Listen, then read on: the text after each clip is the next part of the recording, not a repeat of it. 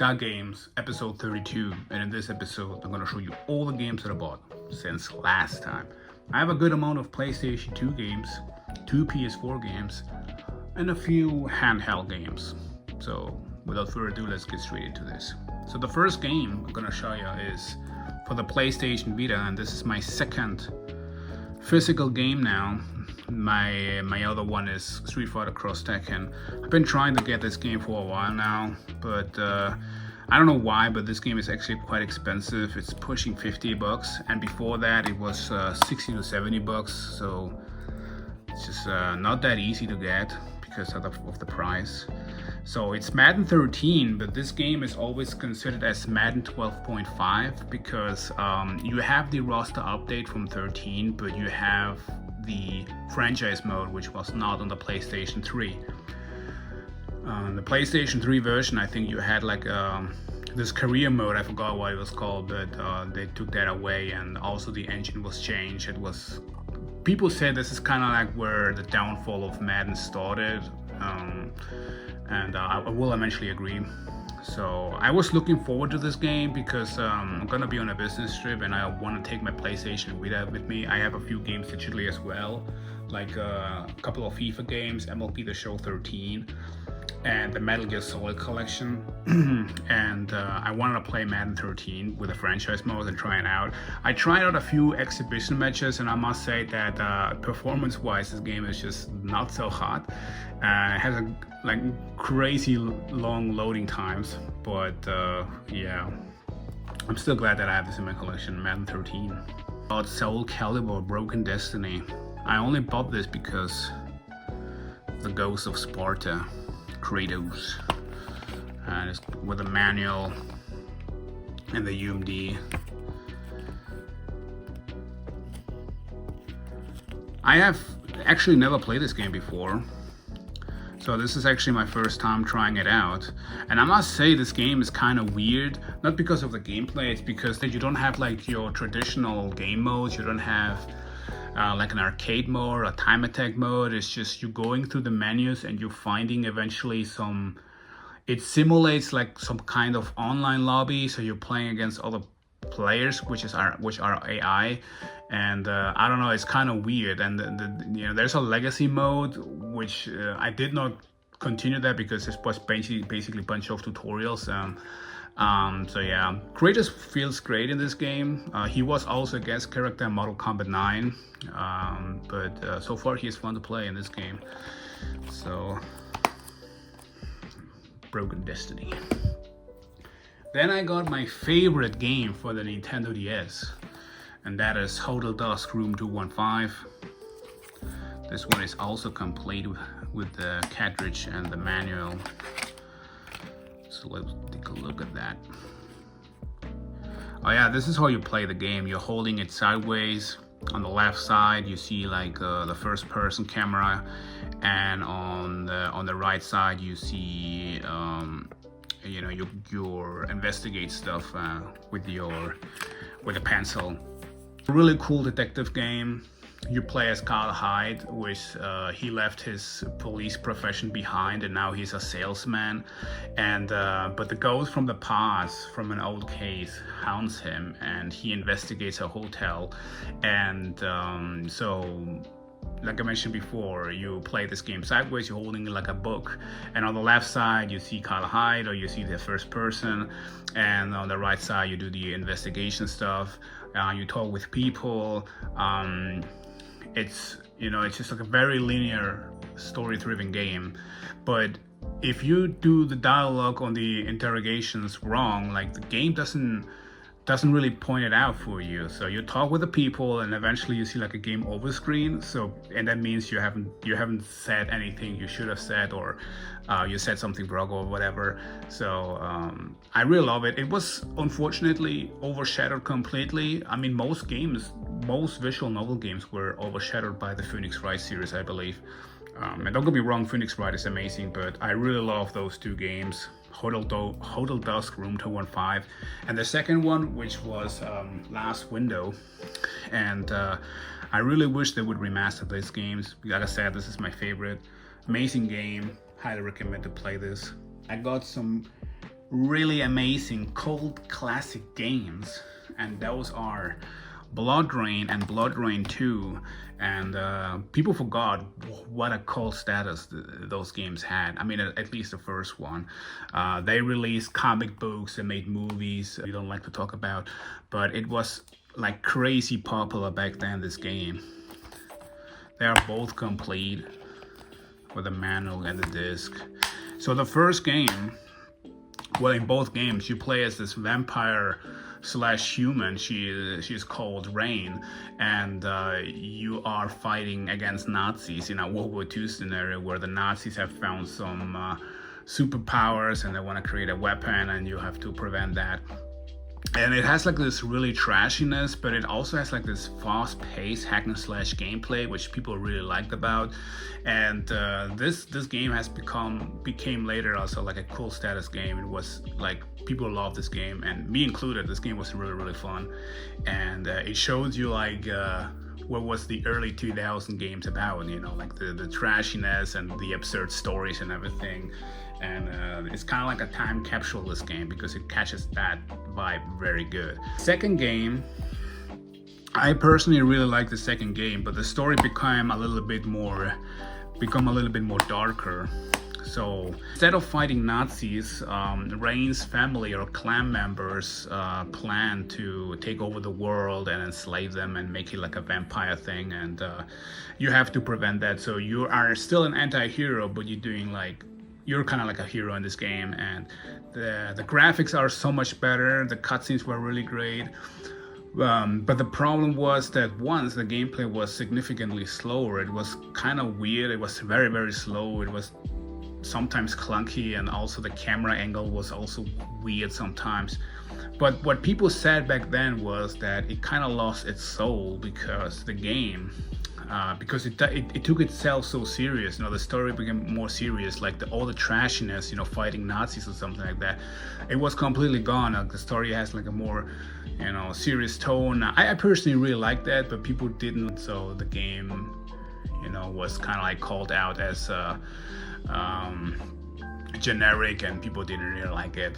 So but yeah, I personally still like it. It's still a great game. So both games were re-released now. They called revamped versions, and they are upscaled to 4K and 60 FPS. They're quite frequently on sale in all platforms, and there got also physical releases, but they were released through limited runs, so they will cost you eventually like 40 or 50 bucks. For such an old game, I would say probably not really worth it. I got myself the OG versions because, you know, they were price-wise really good, and yeah, I do still love to play the old games. In 2021, a third game was released, and it's called Blood Rain Betrayal, and it's a side-scroller game. I never really liked the looks of it. Every enemy looks kind of like the same, and it's also quite frequently on sale, but I just don't like how it looks. And also the gameplay, I've seen a bit on YouTube, and I didn't like it, so I never really gave it a chance. Let me know in the comments if you think it's still worth trying it out, but I doubt it. The game doesn't really look so hot. So yeah, I'm good keeping, you know, with the classics, and I have them in my collection.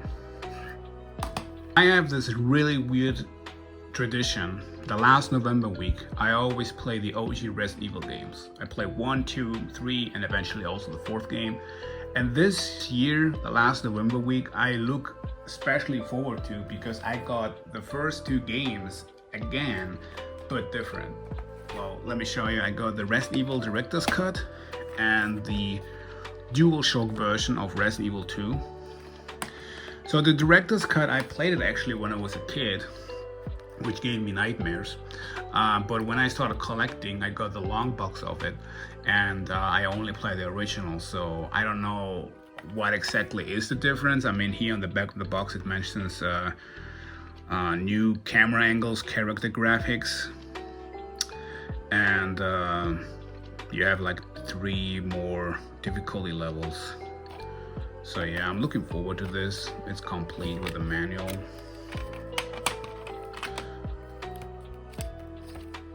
I'm not sure what exactly is the difference between. Like I said, I have played this when I was a kid. My brother had the director's cut, but It was so many years ago. And when I started to pick up the games, look how Chris Redfield looked back then, and Jill Valentine. Nice. Albert Wesker. Rebecca Chambers.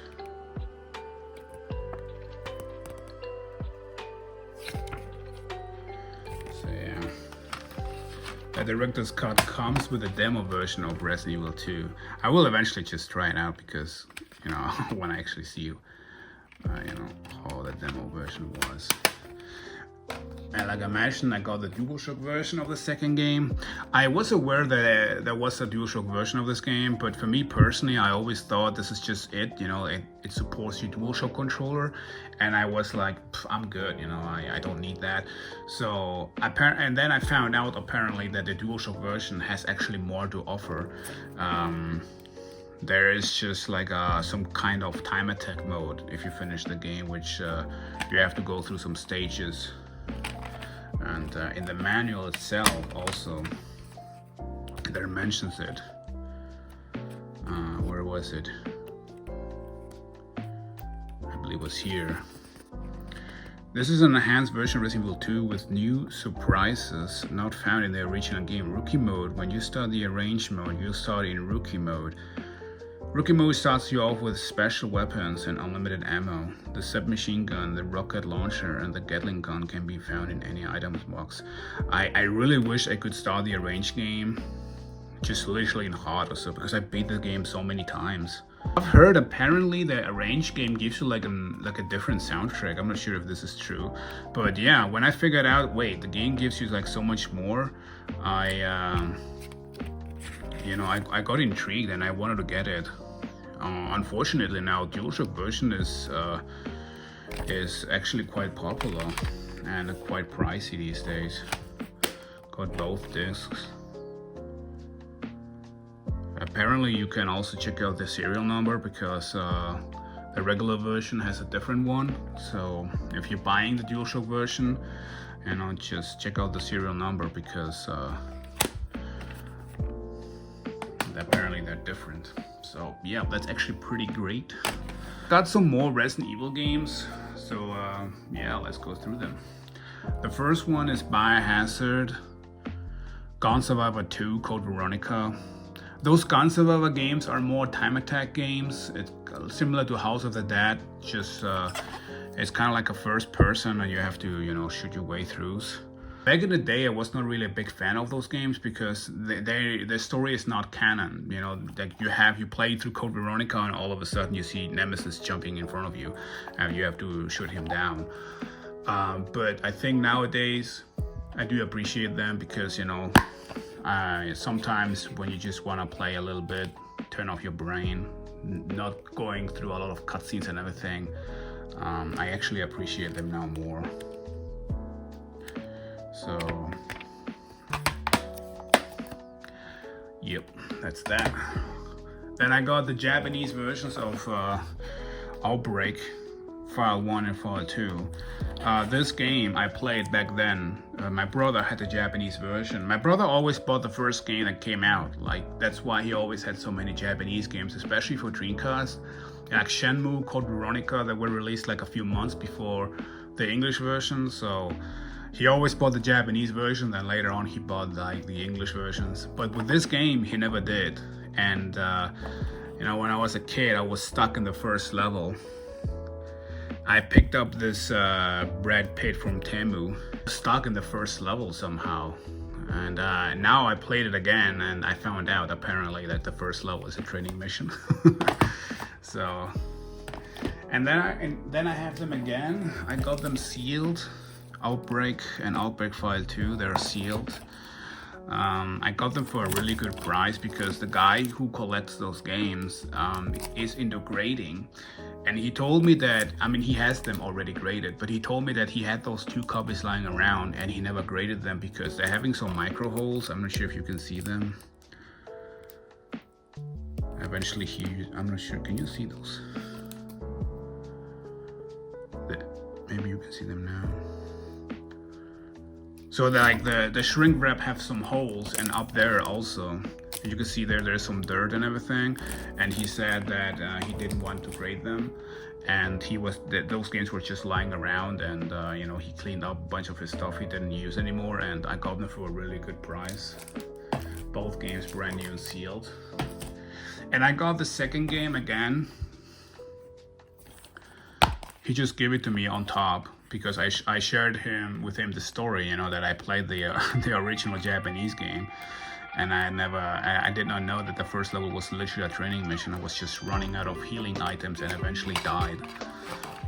Wait, let me show you. I mean, where is the character? He looked like Brad Pitt. That's not him. Wait. There he is. Well, it kind of looks like it.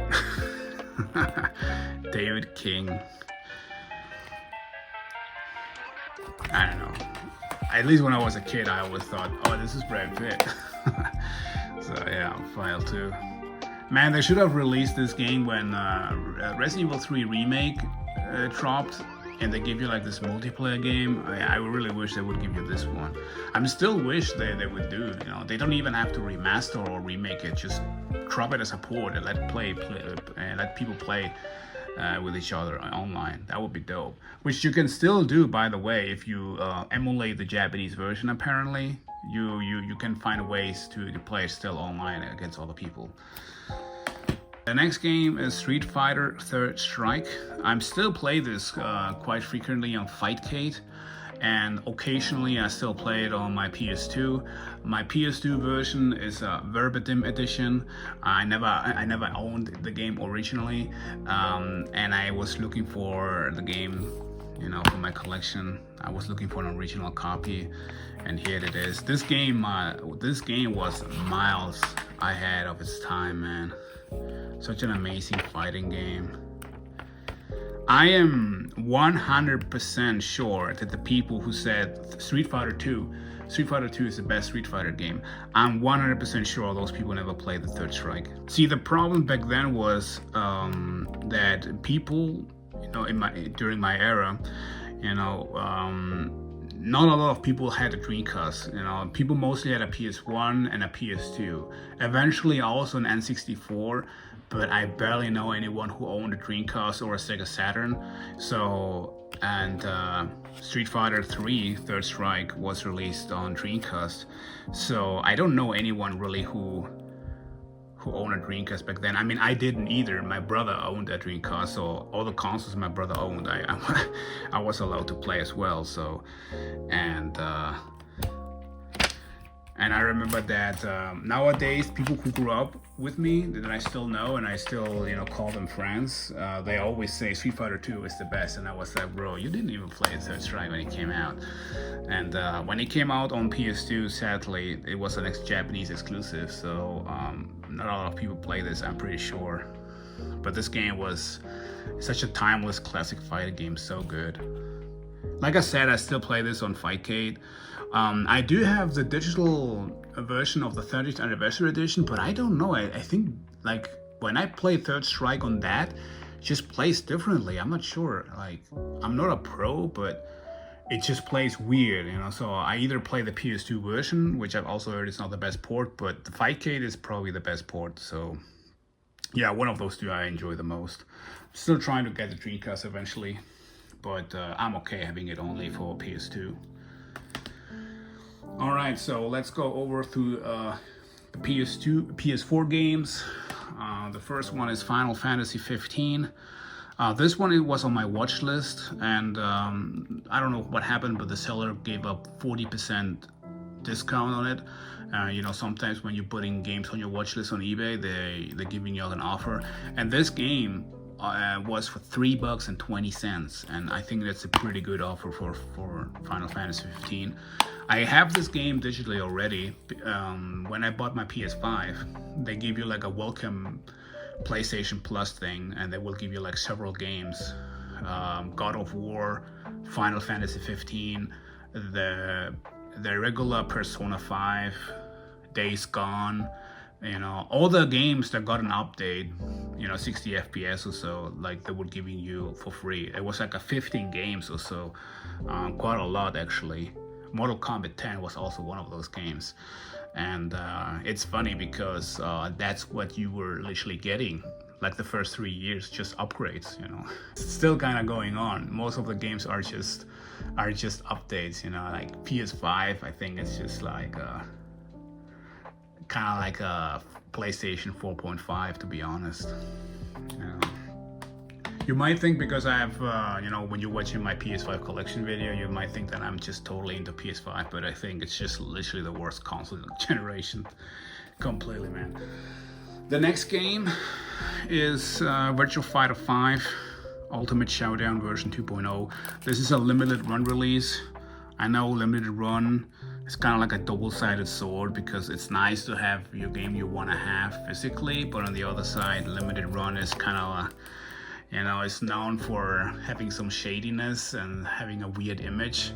Apparently what happened, I'm not sure if this is still, you know, up to date, or maybe I've just seen a bunch of videos where people were exposing, you know, a limited run. Apparently some people were, so what happened was limited run ships a few copies, distributes a few copies to YouTubers, and they do the influencer thing, calling it a hidden gem, whatever. So the price spikes through the roof, and is worth like double or quadruple amount of what it is artificially, of course. And you know, the people who are selling like the game for such a high price on eBay apparently are private people that are working for limited run. And this is kind of like, it was a big thing like a few years ago. I'm not sure if it still is or so.